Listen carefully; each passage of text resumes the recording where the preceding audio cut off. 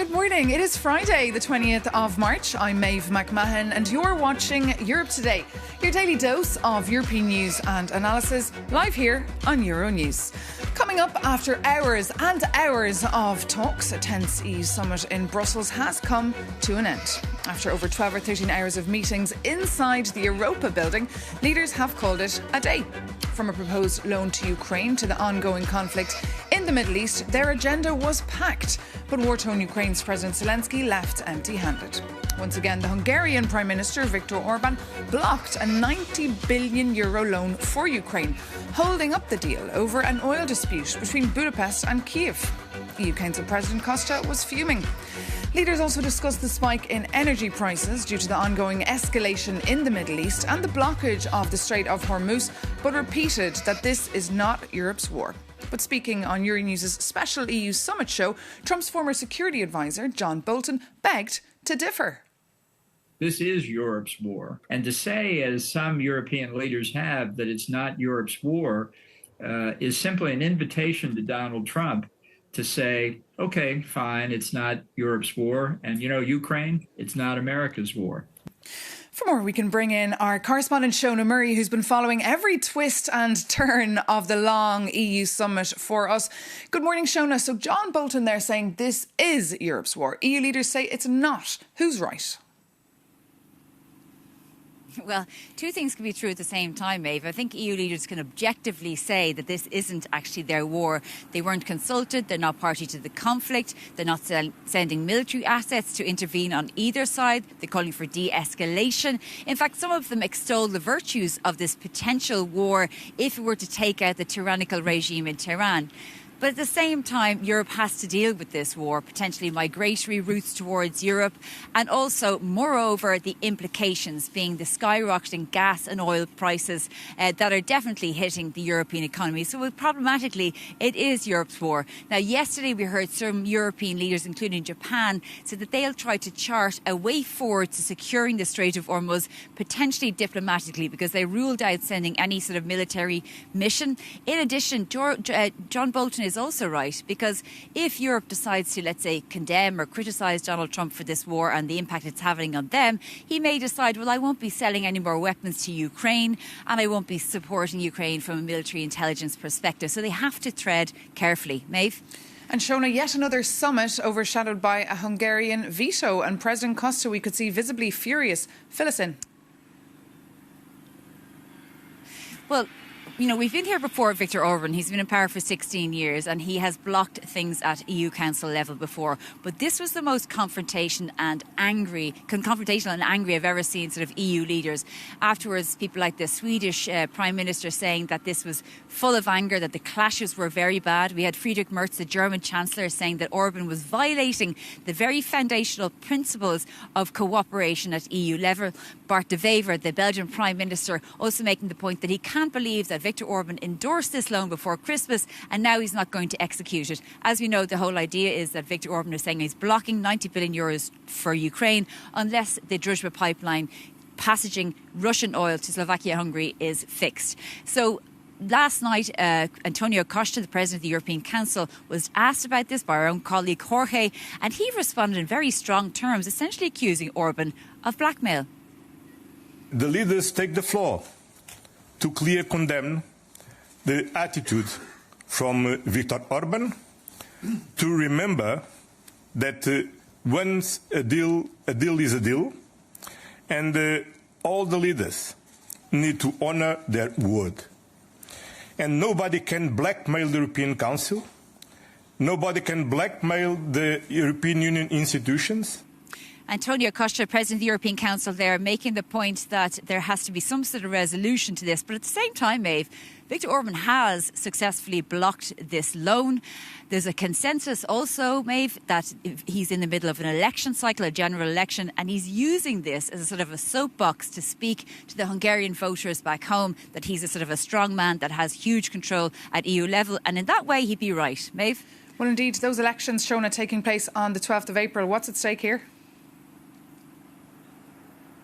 Well, for Viktor Orbán, lots at stake for European Union, lots at stake, and particularly for Ukraine, because Viktor Orbán has made it his business to block not just the €90 billion loan, but he's also blocking the passage of the Ukraine becoming a member of the European Union.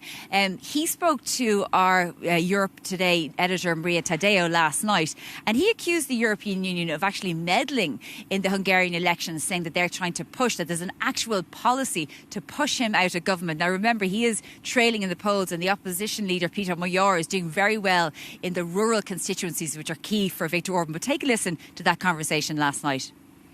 Here in Brussels, many of them, especially EPP, think that the only way out of this situation is that the national government lose the election and the pro-Ukrainian government will be formed. This here is not just a hope, it's a program, may I say. Even they finance the Hungarian opposition from here. Is Ursula von der Leyen, you say they have a program. Who is the program? And would you argue Ursula von der Leyen wants you out of government? All the European institutions, including parties and the Commission, would like to have a change in Hungary of the government, and they finance it, yes. Viktor Orbán there speaking to our Maria Tadeo, and before that, of course, Euronews' Shona Murray giving a very comprehensive update on that EU summit last night. And of course, President Volodymyr Zelensky also joined those talks via video link to discuss the ongoing situation in his country and the fact that his country will suffer dearly without this loan. Last month, we saw the IMF had to disburse $1.5 billion to keep the country running. For more on The View from Kiev, I'm joined here in the studio by Euronews' Ukraine correspondent, that is Sasha Vakalina. So another very tough summit for Ukraine, with Antonio Costa very, very angry, a man who's normally very mild-mannered. Indeed, and Volodymyr Zelensky being very, very disappointed, Maeve. This was a rare occasion when Volodymyr Zelensky was not here at the Council himself in Brussels. He only connected, as you say, on the video link. This is not something that we're used to while covering the EU councils here. Apart from the €90 billion loan, there is another step that Hungary is blocking, is the new package of sanctions against Russia. So all of that, this is an impasse that we're in now. And Viktor Orbán, insisted that he's not going to move anywhere, that he's not going to change his mind or have any sort of change of heart until the moment that the oil is flowing through Druzhba, the pipeline that was damaged by the Russian attack at the end of January, and which both Ukraine and the European Union promised to fix. Let's take a listen to what Viktor Orbán had to say. We would like to get the oil which is ours from the Ukrainians, which is now blocked by the Ukrainians. I will never support any kind of decision here which is in favor of Ukraine. Still, the Hungarians are not able to get the oil which belongs to us. Viktor Orbán insists that the oil is blocked by Ukraine and the Ukrainians, not because of the Russian attack on the pipeline infrastructure. Now, Volodymyr Zelensky indeed was very disappointed when he addressed the leaders and also when he delivered his usual and traditional evening address. But he did insist that he hopes that the European leaders will find the solution and will find a way to unblock this loan for Ukraine. This is what he said.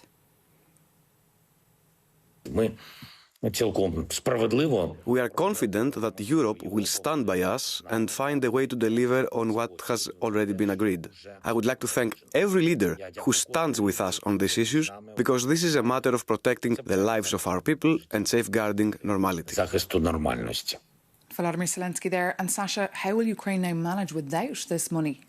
Ukraine will have to find a solution, but also the timeline is very interesting because there's not much time left. Now, Ukraine will be running out of money with this big financial hole looming in just a couple of weeks. Kyiv said that they might find the solution to stretch it a little bit, but not too much. Ukraine's finance minister spoke to Euronews as well during the summit, and this is what he said about Kyiv's way forward.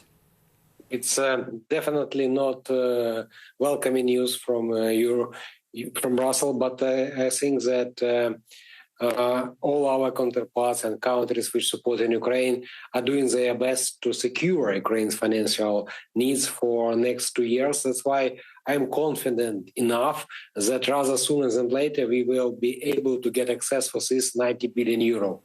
The sooner the better for Ukraine, but also for the European Union regarding delivering its promise and already the decision that has been agreed upon in December. Now, not a single decision when it comes to aid for Ukraine from the European Union is an easy one. There are always like consultations and talks and rounds of negotiations. So this is why it's specifically disappointed. Regarding the timeline, though, for Druzhba pipeline, now, it is expected to be fixed the earliest in the second half of April. Now, the question is, how much time will it take from that moment onwards for Hungary, past the elections, of course, to unblock the package and unblock that loan? It's pretty gripping. Whatever happens, of course, we will report it. Sasha Vakalina, thank you so much for that update. Now, you might remember that this EU summit was actually meant to focus on competitiveness and boosting the European economy. An EU leaders' retreat in February had actually set the scene. EU leaders want to deepen the single market, make it easier for startups and scaling up across EU borders. In our special summit show last night, Euronews editor Maria Taddeo spoke to the former Italian Prime Minister Enrico Letta, the author of that famous paper, One Europe, One Market. It was supposed to be the European Council for competitiveness. The European leaders, they have to intervene on both sides. Immediate interventions to lower the cost of energy today, but they have to continue working on implementing the reports on how to strengthen European economy, integrating the single market, creating this plan, One Europe, One Market, that is for the next months and next years. The main problem with Trump, is Trump is setting the agenda every day in a different way. The European leaders, they have to be very, very focused on their own agenda. That is fundamental. So a bit of a cold shower there from Enrico Letta, reminding EU leaders that despite the fact that their summit was derailed by ongoing crisis, in a world dominated by President Trump and geopolitical competition, Europe needs to respond fast by completing the single market, which allows, of course, the free movement of goods, capital and services and people. EU leaders also dived deep into the topic of ETS. That's a huge chunk of Brussels' climate policy that aspires to make big polluters pay. If you haven't heard of ETS, our Jakub Janis has you covered. Spring is coming to Brussels, but all your reporter hears when he goes outside is ETS, ETS, ETS, ETS, ETS, ETS, ETS scheme. And that is because 10 EU countries are in open revolt against the bloc's flagship climate policy. But hold on, what actually is the ETS? And why is there such a massive backlash against it? ETS, so emissions trading system, is essentially Europe's carbon market. And it works on a simple polluter pays principle. Heavy industries, power plants and airlines must buy allowances to cover the carbon they emit into the atmosphere. It is used for two main goals: to force companies to cut their greenhouse emissions and to push them to invest in sustainable green technologies. In the last 20 years, the ETS has slashed greenhouse gas emissions by 39% and has generated over 260 billion euros to fund clean energy. But 10 member states, including Italy, Poland and Austria, say the system is moving too fast. Italian Industry Minister Adolfo Urso even called the ETS a tax with a perverse effect, warning it prevents Europe from competing globally. And critics argue that with energy prices already soaring from the war in Iran, adding high carbon costs creates an existential risk for European businesses. And here is an example. The chemical sector alone reports that over 100 facilities have shut down, wiping out 75,000 jobs. And that is why Italy is pushing to suspend the system entirely. And the rest demand the EU extend free carbon allowances beyond 2034. Look, I know all of that sounds a bit technical, but one thing is clear. The energy transition is no longer just a climate goal. It has become a battle for European security and industrial survival. Jakub Janis reporting for us there. And now to talk us through the dramatic summit yesterday that raises more questions now than answers, we're joined here on set by Hildegard Bentele, the senior German Conservative member of the European Parliament from the CDU party. Thank you so much for joining us. So quite a night there, pretty rough for Ukraine. What's the plan B now? Well, for the time being, we need more consultations now. nobody expected this kind of outcome, but I think, there was the offer to inspect the pipeline, maybe, which was not, well perceived because Slovak and Hungarian participants couldn't attend. So maybe there's another attempt, to bring. So when you say nobody expected this outcome, you mean nobody expected that veto last night from the Hungarian Prime Minister? I think not to that extent. This is why we do not have yet a plan B, and leaders left without. And are you furious also with Viktor Orbán the same way Antonio Costa was? Yes, of course, but I think it's a tactic we know. So, and this is why there were some difficulties at the beginning, and this is, I think, why the President's Commission reached out, with this idea to inspect the pipeline. And as we know, it didn't went well. If it had gone well, maybe the outcome would have been different to accommodate. Indeed, because this should have been done months ago. Exactly. The war in the Middle East, it's entering now its 20th day. What is the EU doing to stop it? And is this Europe's war? Well, it's not from the beginning Europe's war, and Israel didn't ask, for EU participation. We now see the effects, the economic effects of the war, but I would also think we need some strategic patience because we are now in the third week. I expect it ongoing for 2-3 more weeks. But then, and this was also seen from the leaders of the Gulf, they are also very furious about Iran, and I think there will be a reshaping of the Middle East. And do you support the war? Do you support what Israel is doing now, especially in Lebanon? Well, supporting is said too much, but I think it's a huge. I understand the opportunity for Israel, because now to fight Hezbollah, what Lebanon leaders also want to do, the Lebanese army wants to do, it is a big opportunity to throw back Hezbollah strongly, because now they lack the support of Iran, and I think this could reshape really the relations between Lebanon and Israel, and this would bring a lot of more security to Israel, which was the problem all the time. But are you concerned that 1 million people now are displaced in Lebanon? Sure. I mean, the war always brings displaced people with it, but we also have to remind that there are thousands of displaced Israelis in the north of Israel, because they were attacked constantly for the last 2 years from Hezbollah. So Hezbollah took the opportunity after the attack of Hamas to attack also Israel very strongly. So this is an escalation which took place over the last 2 years. And I do understand that's a whole concept. It's not only throwing back Iran's nuclear and ballistic missiles, but also the immediate threat through terror organizations which aggress Israel every day. And another big topic this week, your party celebrated 50 years with a big celebration that was overshadowed by the big scandal facing Manfred Weber, your boss, for working very closely with the far right. Should Manfred Weber resign, do you think? Oh, no. No, of course not. But we should have a very clear line regarding the ESN, because this is mainly constituted of AfD members. So we have a very clear strategy not to work with them, and we should not do this on any levels. If it's But he true, did it. Yeah, but he said also it's not needed in numbers and it's not needed in content. And we should be very clear about that and show that they are not needed and have no influence on our policies. And apart from the WhatsApp group, is there more encounters taking place with the AfD? Dinners, lunches?